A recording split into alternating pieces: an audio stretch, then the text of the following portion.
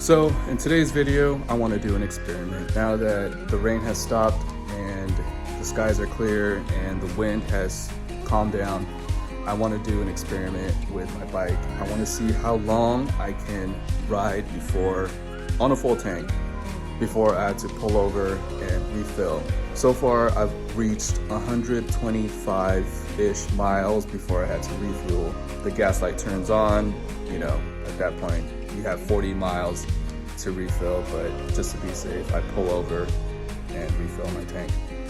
Today, I hope to reach around 140, 150 miles because I'll be doing mostly highway speeds or highway riding. And so that's the experiment today. I'll take you along the way and I'll show you my results at the end of the video.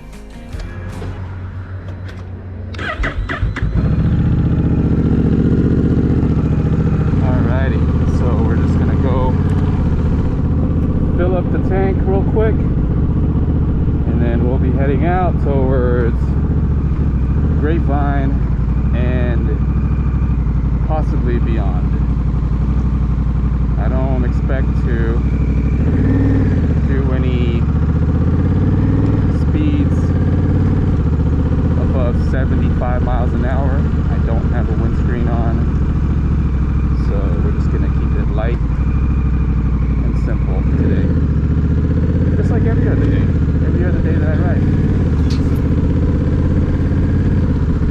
Getting out of the city is the only part that's difficult. It takes forever, all these people. It's gotta be safe. Take it easy.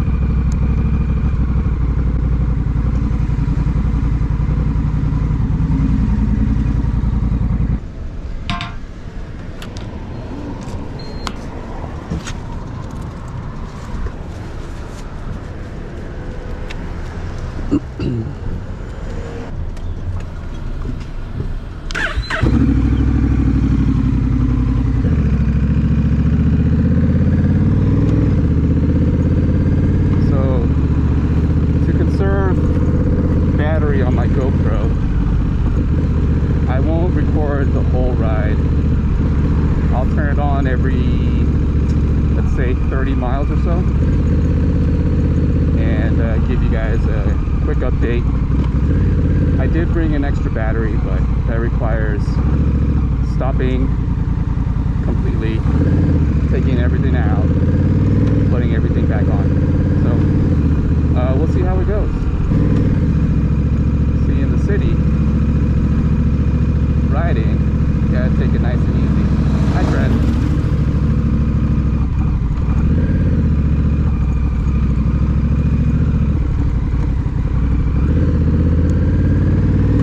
Today's ride, I'm just going to keep it at standard.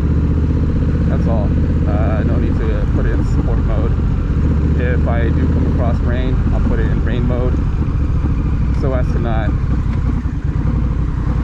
have crazy throttle response. Clean this up a little bit. It's pretty dusty. The reason why there's dust buildup on my cluster gauge is because the condensation. I didn't cover this bike up last night, so there's a lot of dust buildup. Nice and easy. Nice and easy. You can see there's snow in the mountains up there, but that's not where we're going.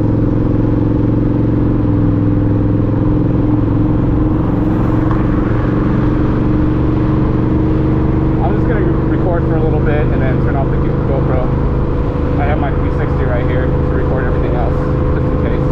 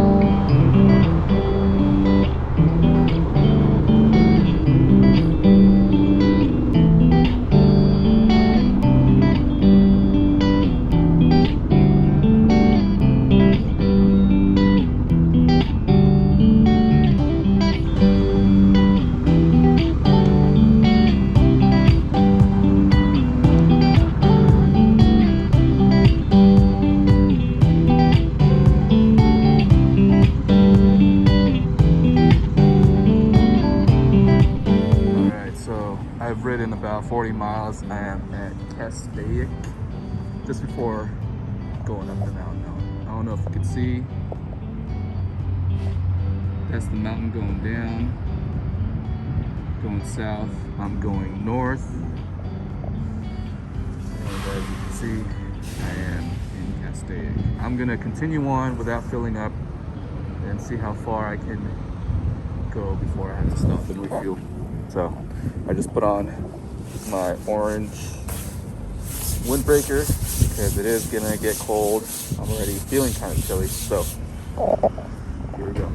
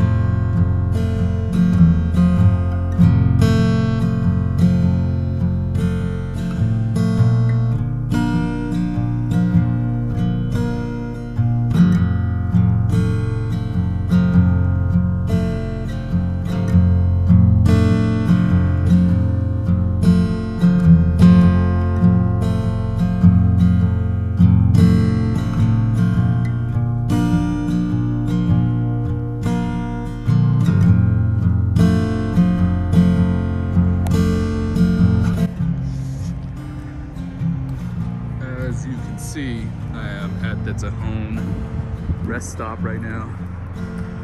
There's the bike, there's the freeway. This is the truck stop slash rest stop. And as I go further that way, I start to make my descend down the mountain. And beyond that is Grapevine and Tejon outlets. So far I've done 70 miles. It's pretty cold. It's around 50 degrees right now. And I'm pretty surprised with myself that I'm actually riding without a windscreen. I'm warming up right now. I'm just taking a little break. On the range on my bike, it says I have about 90 miles left till empty. So far so good. And so far I've done 70 miles. So we're gonna continue ahead and we'll see how far I can take it before I freeze. And then you see the mountains over there? There's snow. See where all the clouds are? Underneath are snow in the mountains. And you see that dog taking a shit right there. Anyway, I'm gonna continue ahead. So far the ride has been pretty surprisingly peaceful. Not a lot of cars were driving close to me. I'm just on my own. If I need to pass a truck, I do it. I mean, this Rebel is really great. It's very light on the throttle and can pass any car with ease. Oh, look at these houses up there. I never noticed this before. They look so isolated. Just before this was a Fraser Park exit, and it was closed. I don't know why. And then Fraser Park goes all the way that way. Yeah, so we're gonna continue ahead that way. See all those cars going that way? And it starts descending. Anyway, let's continue. Oh, also look at this. Up over there. Look at all that snow. All right, onward.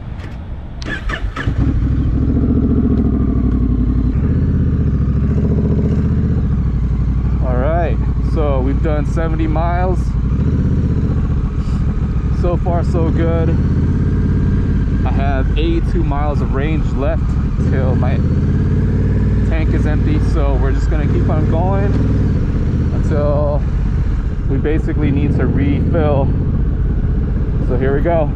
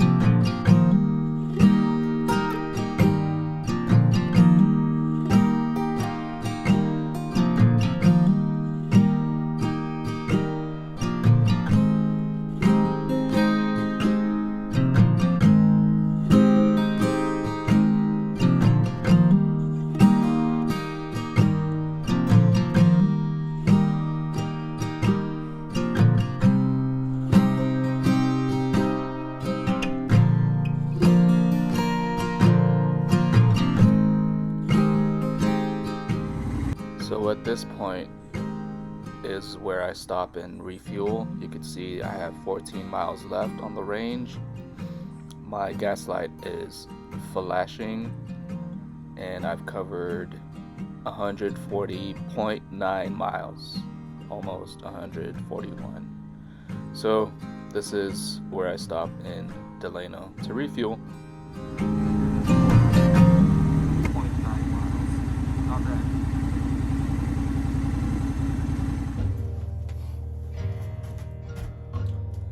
So I'm back now on my 2-day trip. The goal of this trip was to do as many miles as possible until I had to stop and refuel. I did about 141 miles. I had about 13 miles left on the range, which is really cool that this bike tells you how many miles you have left. And the reason why I stopped where I did was because I just didn't want to go any further. So I stopped to refuel, and then I stayed the night in this little town called Delano. I did not want to go back the same day because I was unprepared gear-wise.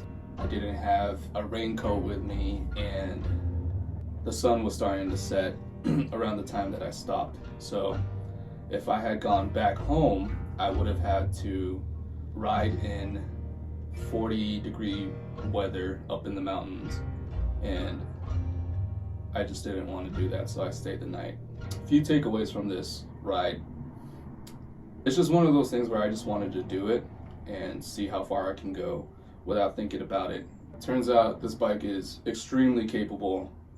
I knew it was capable, but I just didn't know how until I saw it for myself. This Rebel 1100, the engine comes from the Africa Twin. That's the big adventure bike that Honda makes. As a cruiser, this bike is extremely comfortable. Surprisingly, I didn't need a windscreen. And so I just surprised myself. I thought that for the longest time, doing a trip like this, I would need a windscreen. I couldn't have asked for a better riding condition. It was the lowest temperature that I reached was around 45 degrees, maybe even 43. And that was just for about 15 minutes. And then that's just before I went down the mountain. That was 4,000 feet of elevation. And then as soon as I got down the mountain, it shot back up to 55 to 58 degrees. So not as windy as I thought it would be.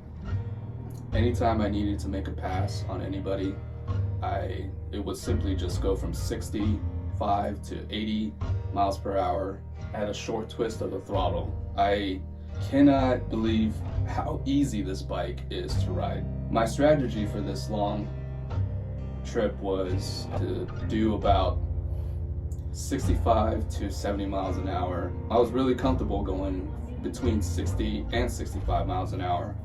I kept my distance from the trucks in front of me, and when I needed to, I would just pull on the throttle and this thing would go 80 past the trucks, get back on the slow lane. Very fun, very capable bike. Traffic wasn't bad either. It felt as if I was by myself with cars here and there passing me on the left lane. So yes, it was a fun little experiment, something I wish to do more of. Not an experiment, but longer road trips. More stops, definitely. On the way back, I only took one stop to refuel, and it was my mistake, but something I learned on this trip. Multiple stops, maybe 3 or 4 minimum, doing 200 plus miles. So yes, Rebel 1100, very capable bike for long trips. Seriously, this engine is smooth. I used the cruise control for about 20 miles and it worked seamlessly. It's easy to activate, it's easy to deactivate. I'm just glad that I had it, because if you're going on long trips, cruise control is a must. You want to rest your hands every now and then from the vibration. It's not as shaky as my BMW, but this bike is extremely capable of everything, doing everything. I mean, not everything, but long trips for sure.